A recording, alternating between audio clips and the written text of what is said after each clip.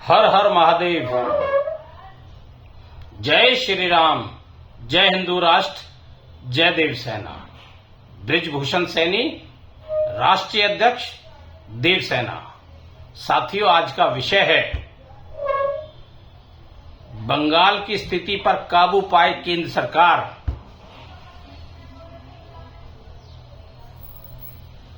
साथियों, बंगाल की हालत बद से बदतर होती जा रही है। वहां की मुख्यमंत्री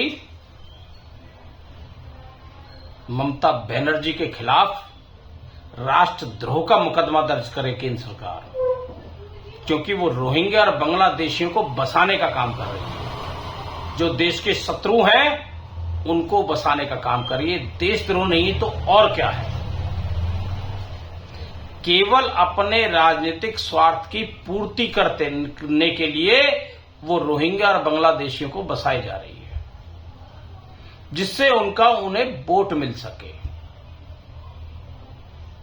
क्योंकि हिंदुओं पर जो उन्होंने अत्याचार किए हैं, उन्हें पता है हिंदू समाज उन्हें वोट नहीं देगा। और वहां हिंदुओं की जो बदतर स्थिति बनाई जा रही है, वो केवल ममता सरकार की देन है। मजे की बात तो यह है, अब सुप्रीम कोर्ट को ये सब दिखाई नहीं देता। बड़ी विडंबना है। जो स्वयं संज्ञान लेने वाला सुप्रीम कोर्ट है, बंगाल का दृश्य उसे दिखाई नहीं देता। वहां हिंदुओं की कितनी बदतर स्थिति है। अब आपको मैं बताता हूं कितनी बदतर स्थिति है, उसको समझने का प्रयास करें। रात को 8 बजे किसी भी हिंदू के घर गाड़ी आएगी और जो भी जवान औरत होगी उसे उठा ले जाएंगे, चाहे वो किसी की बेटी हो, चाहे बहन हो, चाहे पत्नी हो, चाहे मां हो। उसे उठा ले जाएंगे। रात भर 2 करे, 10 करे, 20 करे, 50 करे, 100 करे, 150 करे, 200 करे, कोई गिनती नहीं है। सुबह उसे फेंक जाएंगे, जिंदा या मुर्दा। पीड़ित परिवार यदि थाने जाके शिकायत करेगा तो पुलिस उन पीड़ित परिवारों के खिलाफ ही मुकदमा दर्ज कर देगी। और शाम को टीएमसी के गुंडे यानी कि वो जिहादी आएंगे, घर में आगजनी तोड़फोड़ हो और हो सकता है किसी को गोली भी मार जाए। ये हालत है बंगाल की, और इसमें एक भी शब्द मेरा नहीं है। इस देश की सांसद रही है रूपा गांगुली, जो महाभारत में जिन्होंने द्रौपदी का भी रोल अदा किया था, उनके अपने शब्द हैं ये। दुर्भाग्य तो है उसके बाद उन्हें टिकट भी नहीं दी गई। सच बोलने वाले का किस तरह से दबाव देके उसे डाउन किया जाता है, ये उदाहरण भारत में देखने को मिलता है।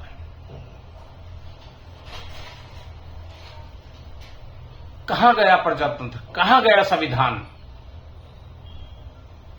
जो आज देश की नारी लुटने पिटने मरने को तैयार है। उनके साथ जो अभद्रता हो रही है, जो रेप हो रहे हैं, जो लूटपाट हो रही हैं, यहां तक कि बंगाल में ऐसे भी कारनामे देखने को मिले हैं कि उनके पतियों को उठा लिया गया और उन औरतों से ये कहा गया कि हमारे साथ चलो, तब तुम्हारे पतियों को छोड़ा जाएगा। ये इस स्वतंत्र भारत की कहानी है, घटनाएं हैं।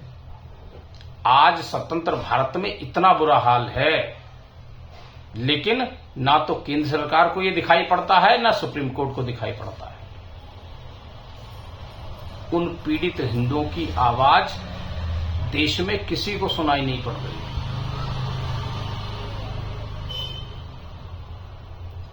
बंगाल की इस दुर्दशा के लिए जितना दोष ममता बनर्जी का है, उससे कहीं कम बीजेपी का भी नहीं है। क्योंकि केंद्र में बीजेपी सरकार है, वो जब चाहे से सरकार को बर्खास्त कर सकती है, लेकिन वो संविधान की धारा 56 लगाकर इसे बर्खास्त करने का काम नहीं कर रही है, यानी कि बढ़ावा देने का काम कर रही है। पिछले बहुत समय से ममता सरकार को बर्खास्त करने की मांग चल रही थी, लेकिन मोदी जी ने इस बात पे गौर नहीं किया। उन्हें देश की चिंता नहीं है, विदेशी दौरे होने चाहिए। ठीक है, आप देश को मजबूत करिए, लेकिन देश की हालत जो अंदरूनी है उसे ठीक करने का भी तो आप ही का कार्य है।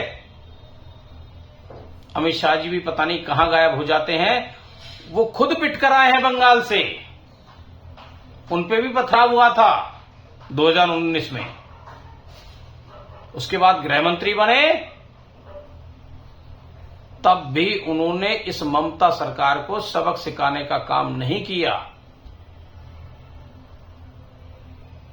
अब सोचिए साथियों, जिस देश का गृह मंत्री वहां से पिट के आ जाए, जिसपे पथराव हो जाए, तोड़फोड़ हो जाए, और उनको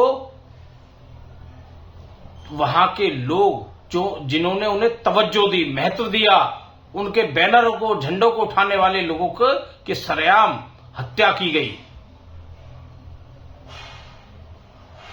उन गृह मंत्री ने भी इस ममता सरकार पर एक्शन लेने का कोई कार्य नहीं किया। यदि यही हाल रहा तो बंगाल देश के हाथ से निकल जाएगा और मुस्लिम राज्य बन जाएगा।